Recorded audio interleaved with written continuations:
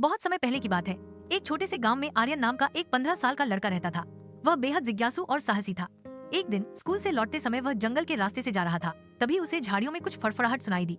उसने ध्यान से देखा तो एक हरे रंग का घायल तोता दिखाई दिया। आर्यन ने बिना डरे उस तोते को उठाया और घर ले आया। वह रोज उसे दाना पानी देता और उसकी देखभाल करता। कुछ ही दिनों में तोता पूरी तरह ठीक हो गया। लेकिन ये कोई साधारण तोता नहीं था।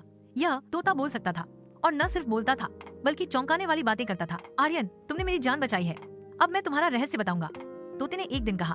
आर्यन पहले तो डर गया, लेकिन फिर उत्सुकता से बोला, कौन सा रहस्य? तोता बोला, मैं असल में एक जादुई तोता हूँ।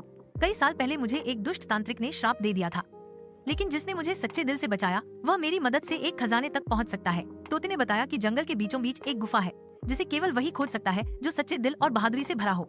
अगले ही दिन आर्यन और तोता जंगल की ओर निकल पड़े। रास्ता कठिन और डरावना था। जंगली जानवरों की आवाजें, कांटों की झाड़ियां और गहरी खाइयां। लेकिन तोता रास्ता बताता गया और आर्यन बिना डरे आगे बढ़ता गया। आखिरकार वे एक छुपी हुई गुफा तक पहुँचे। दरवाजे पर एक पहेली लिखी थी, जिसके पास न हो स्वार्थ वही खोलेगा यह द्वार। आर्यन ने बिना किसी लालच के कहा, मैं खजाने के लिए नहीं बल्कि तुम्हारी मदद के लिए आया हूँ। अचानक गुफा का दरवाजा खुल गया। अंदर हजारों सोने चांदी के सिक्के, रत्न और एक चमकता हुआ पिंजरा रखा था।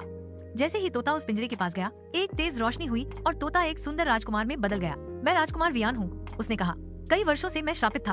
तुमने न केवल मुझे बचाया बल्कि अपना स्वार्थ छोड़कर मेरी मदद की। अब यह खजाना तुम्हारा है। लेकिन आर्यन ने मुस्कुराकर कहा, मुझे खजाना नहीं चाहिए, दोस्ती और सच्चाई ही मेरा इनाम है।